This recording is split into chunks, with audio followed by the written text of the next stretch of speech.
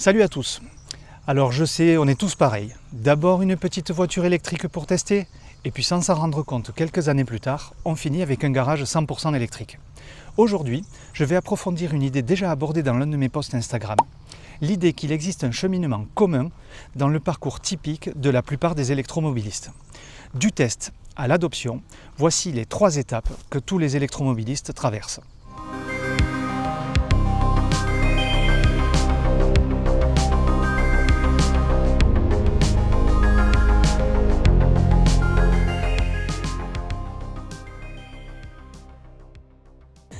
Alors pour vous donner un petit peu de contexte, je vais vous prendre mon cas particulier, qui ne l'est peut-être pas d'ailleurs. Outre les premiers véhicules en tant que jeune conducteur, mon envie de passer à l'électrique est venue d'un sentiment profond que c'était mieux pour la planète, même si on sait que c'était pas parfait, et que c'était probablement mieux pour le portefeuille. Alors la LOA m'intéressait à ce moment-là, puisque du coup ça permettait à des bourses plus modestes d'accéder à des voitures électriques qui sont, on le sait, un petit peu plus chères.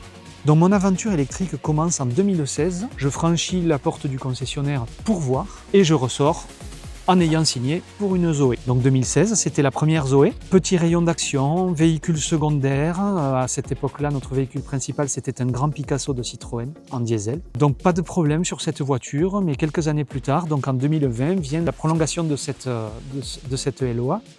Et qu'est-ce qu'on fait? Est-ce qu'on a apprécié? Est-ce qu'on n'a pas apprécié? Eh bien oui, on a apprécié. Du coup, qu'est-ce qu'il y a à notre disposition pour la prolongation de cette LOA? La nouvelle Zoé qui était arrivée, la Zoé que j'appellerai 2, je ne sais pas si officiellement elle s'appelle comme ça, une Zoé Zen R110, c'est ça que j'avais. À cette époque-là, notre véhicule principal, la Picasso, avait rendu là, mais on était basculé sur un Ford C-Max diesel d'occasion. On a toujours un petit rayon d'action, on est toujours assez limité, on s'en sert pour des petits trajets, mais je pense que le déclic est arrivé là, c'est qu'il y a eu le Covid. Et lors du Covid, alors comme tout le monde, on n'a pas trop bougé puisqu'on n'avait pas le droit, mais les rares moments où on a eu le droit de bouger, en fait on s'est aperçu que les trajets qu'on faisait, on ne les faisait pas avec la voiture familiale principale, mais qu'on se faisait plaisir à aller faire ces trajets dans la petite citadine électrique, qui devenait effectivement trop petite. Du coup, j'en arrive à la deuxième étape. La deuxième étape, c'est se dire, finalement, on se sert beaucoup de l'électrique dès qu'on peut, dès qu'on est en famille, on laisse tomber la familiale et on se sert beaucoup de l'électrique. Donc peut-être que la prochaine électrique sera un peu plus grande, un peu plus familiale, un peu plus routière, avec un rayon d'action un peu plus grand. Et c'est ce qui se produit en 2022. Je termine ma LOA de la Zoé 2. La voiture qui se propose naturellement à moi chez Renault, c'est la Mégane. La Mégane E-Tech. À ce moment-là, le Ford Focus C-Max est rétrogradé en tant que véhicule secondaire du foyer. En effet, le passage de la Zoé à la Mégane ouvre le champ des possibles. Le rayon d'action est bien plus intéressant, l'accès à l'autoroute devient possible, donc les longs trajets, et on arrive tranquillement sur la 3e étape. Inévitable, le Ford Focus qui était en fin de vie nous lâche. Donc la question se pose. On va devoir acheter un véhicule secondaire, est-ce qu'on ne prendrait pas un deuxième véhicule électrique? Ça se passe bien avec le premier, ça se passe bien avec la Mégane, pourquoi ne pas essayer une électrique d'occasion? C'est pour ça qu'en 2024, nous décidons d'aller acheter une Twingo d'occasion pour mon épouse qui fait uniquement des petits trajets et qui peut recharger à la maison sur la borne domestique. Du coup, le second véhicule du foyer redevient encore une fois électrique.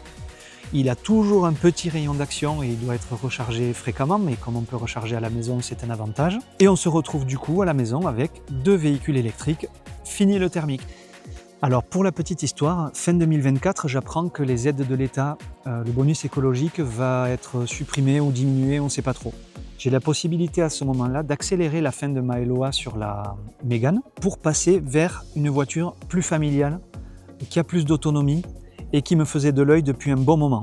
Cette voiture, c'est le Scenic E-Tech. Alors si cette voiture était sortie en 2022, quand j'ai fait la transition Zoé Mégane, j'aurais sauté la Mégane. C'est-à-dire que je serais directement passé sur une familiale, puisque c'était mon objectif. Malheureusement, elle n'existait pas en 2022. Alors pour être le plus complet possible, j'aimerais vous apporter 2 précisions. La première, c'est peut-être une question que vous m'auriez posée si on était en face. As-tu, à un moment donné, envisagé de passer par l'hybride? Alors pour faire simple, il y a 2 types d'hybrides. L'hybride tout court, qui peut effectivement permettre de se faire la main avant de savoir si on veut franchir le pas et passer en full électrique, ou si on n'a pas été convaincu et qu'on désire retourner vers le thermique. Ensuite, il y a l'hybride rechargeable. Et l'hybride rechargeable, c'est le plus mauvais choix à mon avis, parce qu'il a les mauvais côtés des deux mondes.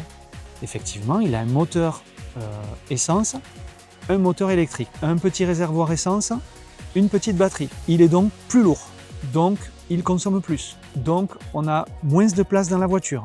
Donc on est sans arrêt en train de faire ou de l'essence ou recharger à la borne. Bref, pour moi, l'hybride rechargeable est une mauvaise solution à éviter absolument. Ensuite, j'aimerais apporter une seconde précision. On pense souvent à la LOA, location avec option d'achat, ou à la LLD, location longue durée, pour l'achat d'un véhicule électrique. En effet, c'est judicieux parce que les avancées technologiques sont très fréquentes et très rapides, que ce soit dans les domaines des fonctionnalités à l'intérieur de la voiture ou même des progrès au niveau des batteries. Mais on oublie un aspect très important, c'est que la voiture doit pouvoir évoluer en même temps que vous, en même temps que vos envies. Et tout ça progressivement. Le temps de s'habituer à une nouvelle façon de conduire, le temps de prendre goût au silence, le temps de prendre confiance dans l'autonomie de la voiture et le temps de choper des habitudes de recharge. Toutes ces étapes me paraissent nécessaires et inévitables afin de pouvoir se rassurer quand on vient d'acheter un véhicule électrique. Pour conclure, et vous l'aurez certainement compris, un schéma se dessine très clairement. D'abord, on teste avec une petite citadine comme second véhicule du foyer. Ensuite, on migre vers une voiture plus familiale qui devient alors le véhicule principal. Et enfin, l'adoption devient totale et le second véhicule du foyer redevient électrique. Voilà comment, au début, on prend une petite électrique pour tester et que quelques années plus tard, on se retrouve avec un garage full électrique. Si vous aussi vous êtes dans ce cas, dites-le moi dans les commentaires parce que ça m'intéresse beaucoup. Voilà, j'espère que cette vidéo vous a plu, merci de l'avoir regardée. N'hésitez pas à la liker et à la partager, surtout si vous connaissez des gens qui sont dans ce cas-là, ou alors des personnes qui viennent d'acquérir leur premier véhicule électrique. N'hésitez pas non plus à vous abonner à la chaîne, et puis je vous donne rendez-vous pour une prochaine vidéo. Ciao!